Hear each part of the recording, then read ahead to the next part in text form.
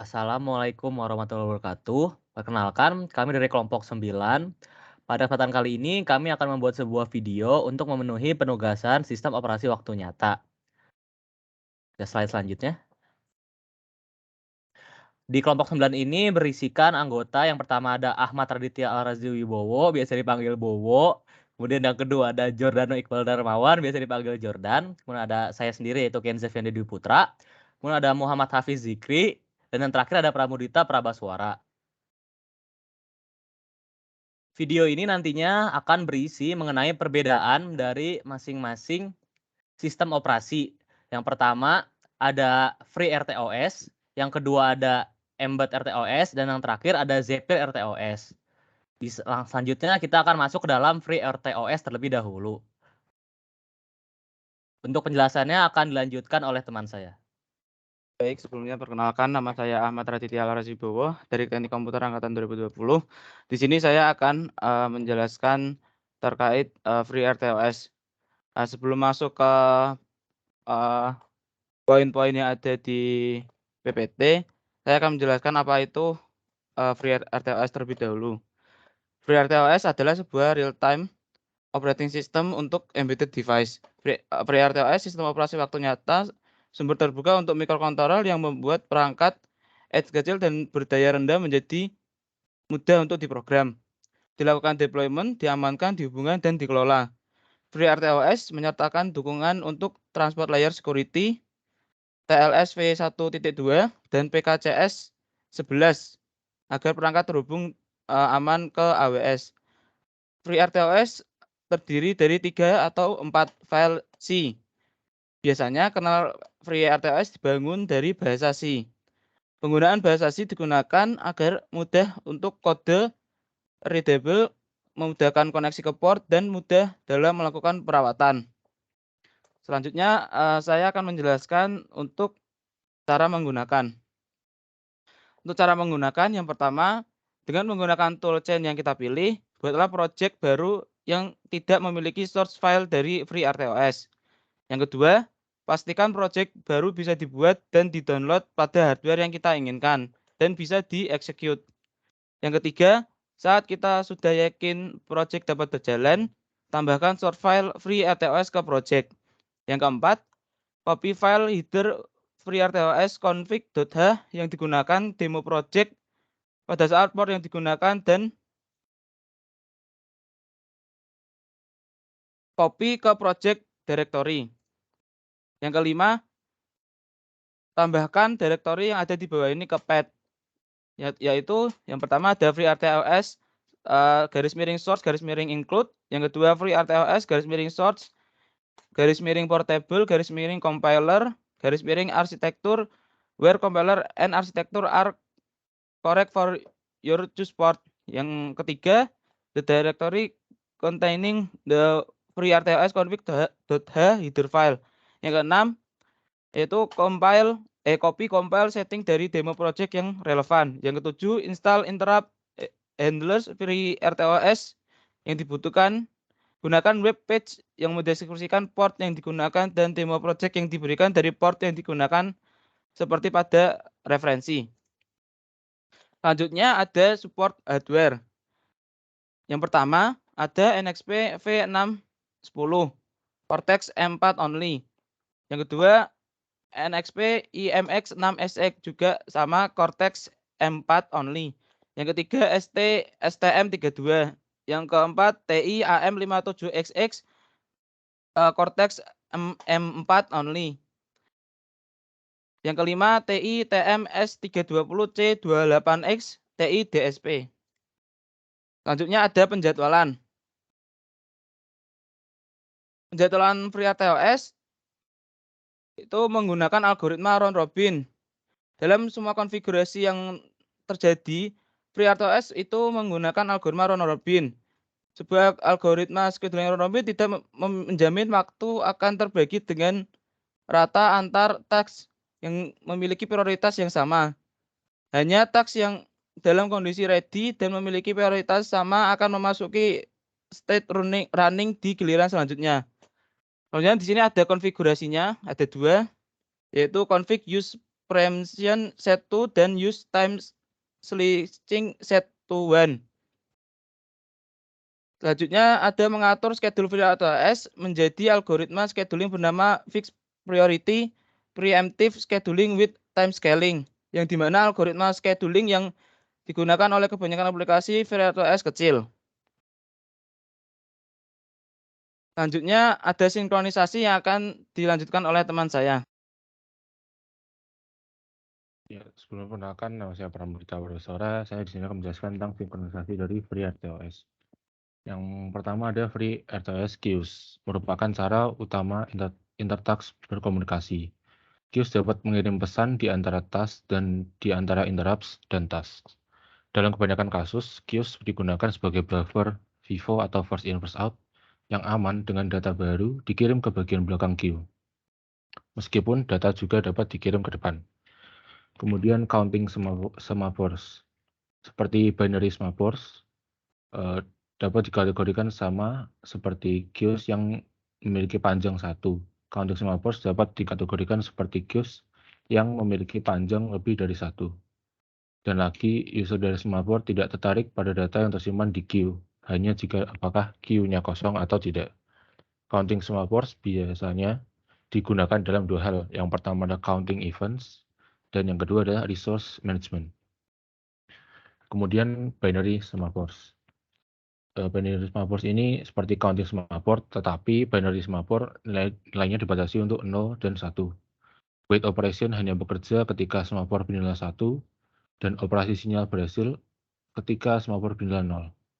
Terkadang lebih mudah untuk mengimplementasikan semaphore binary daripada menghitung semaphore. Yang terakhir ada mutexes. Mutexes ini adalah semaphore binary yang mencakup mekanisme pewarisan prioritas. Ini berarti bahwa jika blok tugas prioritas tinggi saat mencoba untuk mendapatkan mutex yang saat ini dipegang oleh tugas prioritas yang lebih rendah. Prioritas tugas memegang token sementara diangkat ke tugas pemblokiran. Mekanisme ini dirancang untuk memastikan tugas prioritas yang lebih tinggi disimpan dalam keadaan diblokir untuk waktu sesingkat mungkin, untuk meminimalkan inversi prioritas yang telah terjadi. Next.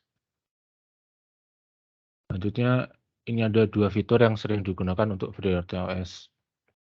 Yang pertama, event driven. Pemrograman di dalam FreeRTOS dan RTOS pada umumnya berlandaskan pada event driven, yaitu program berjalan berdasarkan event-event yang ada dan telah didefinisikan sebelumnya. Event driven erat kaitannya dengan sensor dan interaksi user dalam pengerjaannya. Kemudian yang kedua ada time sharing. Time sharing yang bertugas melakukan kontrol terhadap clock interrupt dan on event atau yang lebih sering disebut dengan round robin.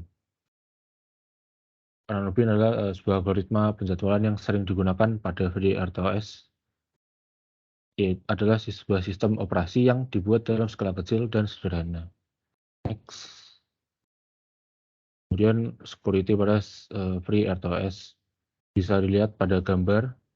Kanal FreeRTOS berjalan di NSPE dan TFM berjalan di SPE. FreeRTOS atau FreeRTOS dapat memanfaatkan layanan keamanan TFM, contohnya Crypto, Secure Storage, dan Attestation melalui PSA Functional API atau API. Non-Secure Dispatcher meneruskan PSA Functional API dari task ke TFM atau TFM. NPSE dapat berkomunikasi dengan TFM menggunakan IPC atau mekanisme pemanggilan fungsi yang memberikan tingkat keamanan dan isolasi yang berbeda. FreeRTOS dapat menggunakan salah satu dari mekanisme ini untuk berkomunikasi dengan TFM tergantung pada kebutuhan aplikasi. Untuk FreeRTOS, sekian bisa dilanjutkan. Oke, perkenalkan nama saya Joron Iqbal Darmawan. Di sini saya akan menjelaskan mengenai EmbeddOS. Jadi, apa itu EmbeddOS? Jadi, EmbeddOS adalah sebuah RTOS juga yang dia itu open source untuk bisa digunakan pada IoT yang berbasis papan Cortex M. Nah, Embed OS ini dia menyediakan abstraction layer untuk microcontroller yang menjalankannya gitu. Jadi developer itu dapat menulis aplikasi dalam C dan C++ yang dapat berjalan di semua papan yang mendukung Embed OS. Jadi bisa untuk satu kode bisa digunakan di berbagai macam papan yang berbeda. Next. Nah, di sini ada cara menggunakannya. Jadi step-step untuk menggunakan Embed OS itu yang pertama kita harus setup komunikasi serial ke papan sehingga papan dapat di-flash dan di-debug programnya. Terus memilih atau membuat profile untuk mengirim flags ke compiler saat membangun program. Selanjutnya kita bisa menggunakan build rules untuk include dan exclude file dan directories dari build yang tadi. Terus yang keempat kita menggunakan sistem konfigurasi untuk menyatakan bagaimana papan menggunakan fitur dan bootloader dari Embed OS tersebut. Terus kita yang terakhir adalah memodif dan membuat sebuah target baru. Next. Nah, di sini ada beberapa papan pengembang yang disupport oleh Embed OS. Jadi di sini ada STM32 Nucleo, dia yang karena berbasis Cortex M. Terus ada NUMaker IoT, NUMaker LoRa D, PSoC 6 Bluetooth Low Energy, PSoC 6 Wi-Fi Bluetooth, Corelink SSC 100 dan lain-lain papan pengembang lainnya. Nah, terus di sini ada dua fitur utama yang kalau mau kami pilih yang ada pada Embed OS. Jadi salah satunya adalah fitur drivers and support libraries. Jadi Embed OS ini dia punya driver support yang luas untuk peripheral microcontroller seperti digital dan analog input-output, interrupts, port dan bus input-output, pulse width modulation, terus protokol I2C, SPI dan serial. Terus yang kedua ada real-time software execution. Jadi dengan core berbasis RTOS, Embed OS ini dia berbasis pada CMSIS, RTOS, RTX, yaitu mendukung eksekusi software multithread real-time primitives. Jadi RTOS selalu tersedia memberikan driver dan aplikasi untuk bergantung pada thread, semaphore, dan mutex. Selanjutnya. Nah, selanjutnya ada penjadwalan. Jadi penjadwalan itu ada dua, ada preemptif dan kooperatif. Cuma untuk Embed OS dia hanya mendukung yang preemptif. Jadi preemptif itu adalah penjadwal bertanggung jawab untuk memilih dan menjalankan thread. Penjadwal preemptif dapat menggunakan algoritma yang berbeda. Jadi pada Embed OS itu dia bisa menggunakan round robin berbasis prioritas. Namun dalam algoritma lain yang tidak didukung oleh Embed OS, thread dieksekusi dalam slot waktu yang sama, tapi sesuai dengan prioritasnya. Next. Nah, di sini untuk sinkronisasinya di Embed OS itu ada 3 level sinkronisasi. Yang pertama ada interrupt safe. Jadi interrupt safe ini aman untuk digunakan dari banyak thread dan interupsi operasi. Jadi dilakukan secara atomik atau di bagian kritis. Nah, perilaku ini didefinisikan dengan baik ketika digunakan dari kedua interupsi dan thread. Terus ada thread safe. Jadi kalau yang thread safe ini dia aman untuk digunakan dari banyak thread sama seperti yang tadi. Nah, operasi dilindungi oleh primitif RTOS dan dapat digunakan dari banyak thread, tetapi akan menimbulkan masalah jika digunakan dari interrupt service routine. Nah, yang terakhir ada not protected. Jadi operasi ini tidak melindungi dari akses bersamaan dan perlu disinkronkan secara eksternal. Jadi jika dipanggil dari beberapa thread tanpa dibentuk sinkronisasi lainnya, data dapat rusak dan perilaku tidak ditentukan. Next.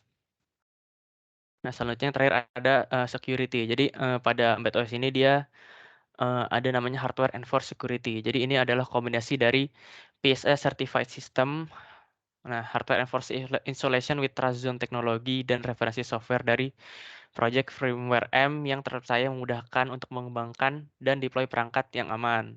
Terus ada communication security. Jadi dia pakai protokol SSL dan TLS, protokol standar untuk mengamankan komunikasi di internet. Nah, di bawahnya itu ada gambar diagram dari diagram PSA. Next. Selanjutnya ada Zapier RTOS yang akan dilanjutkan oleh teman saya. Oke, baik.